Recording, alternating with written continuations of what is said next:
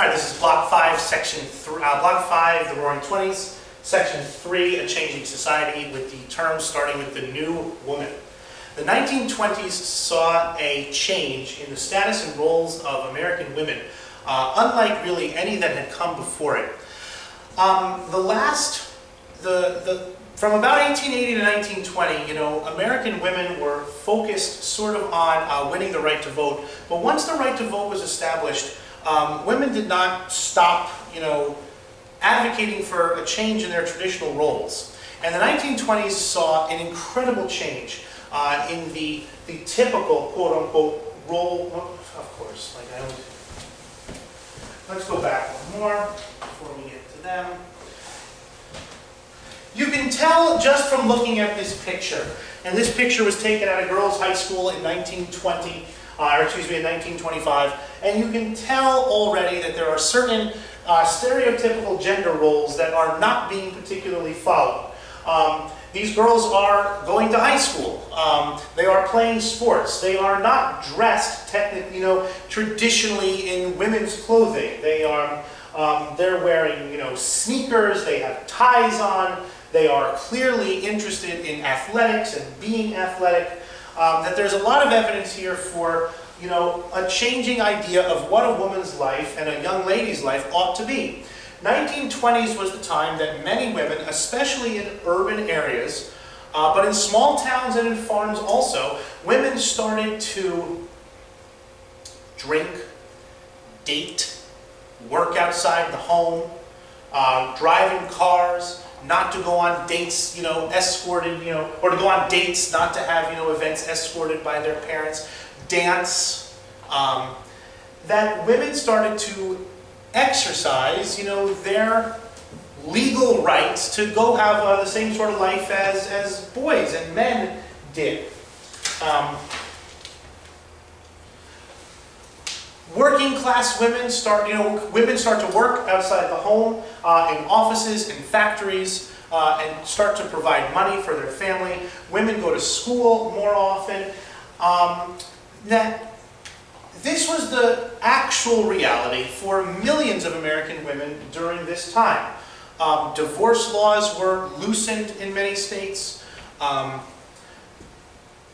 Their life became more open, that there was more options for an American woman in 1925 as there had been in 1905. Professional options opening up for the first time, athletic options, educational options.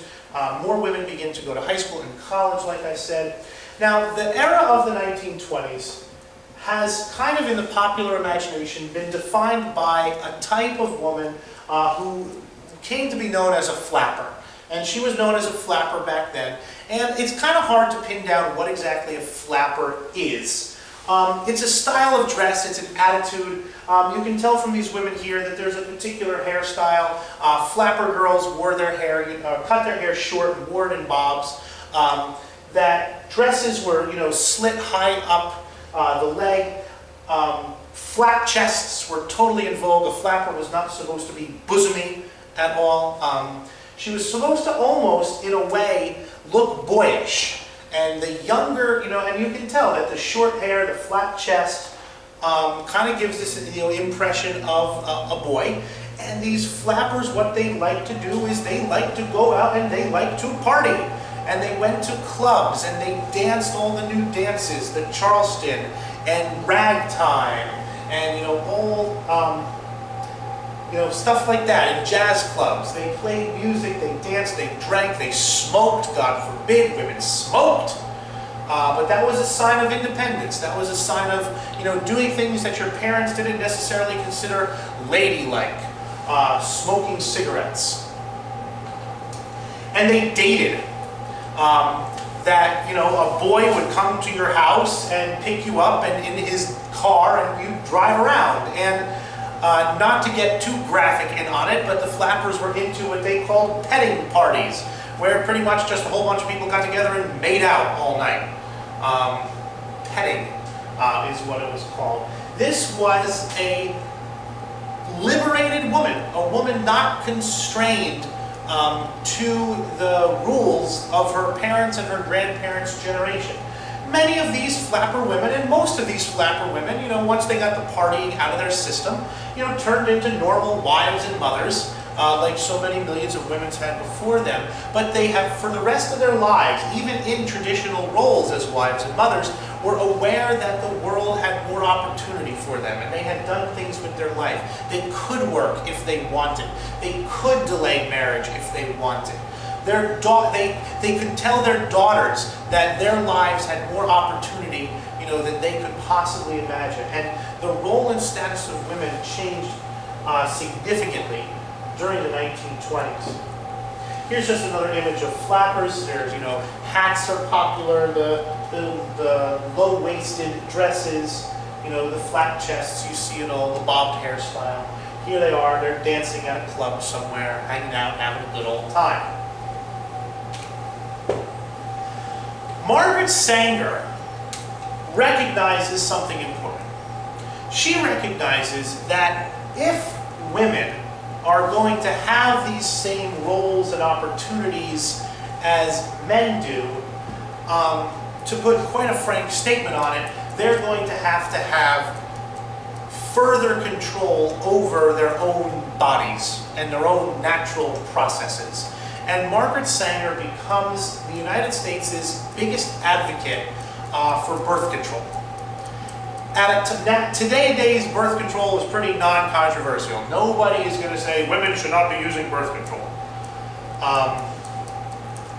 Most people don't believe that in the United States in 2012. Most people in the United States in 2012 say, of course, women can, use birth control and should use birth control if they are sexually active.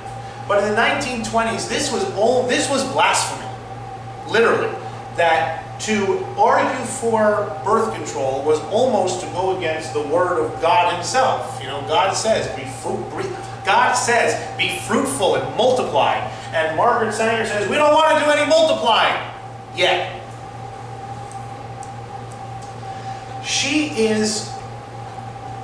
The stuff that she put out was considered to be profane. And she was arrested for sending birth control information through the United States Postal Service because the government considered, such things to be so out in left field that it was considered profanity. They made the image of her over here with the gag on her mouth was from a famous time she spoke that they passed a local law saying that Margaret Sanger was not allowed to speak. So she kind of came into the hall where she was supposed to speak with this gag on her mouth, and she had kind of her helpers, her assistants talk. She held up cards, she directed a discussion. She's a woman ahead of her time. She clearly recognized the fact that women could not have the same professional opportunities as men could unless they could control, their biological function, which is to reproduce. And she said women need to be able to control their own bodies, and she was a radical for her time. But she was also ahead of her time, that by the 1950s and 60s, birth control was becoming more and more common. A Supreme Court case in 1963, which we will talk about later in the year, expressly prevents states from interfering with a woman's right to use birth control. So that doesn't happen until the 1960s. Margaret Sanger is talking about these things in the 1920s, and she kind of represents a woman kind of ahead of her time.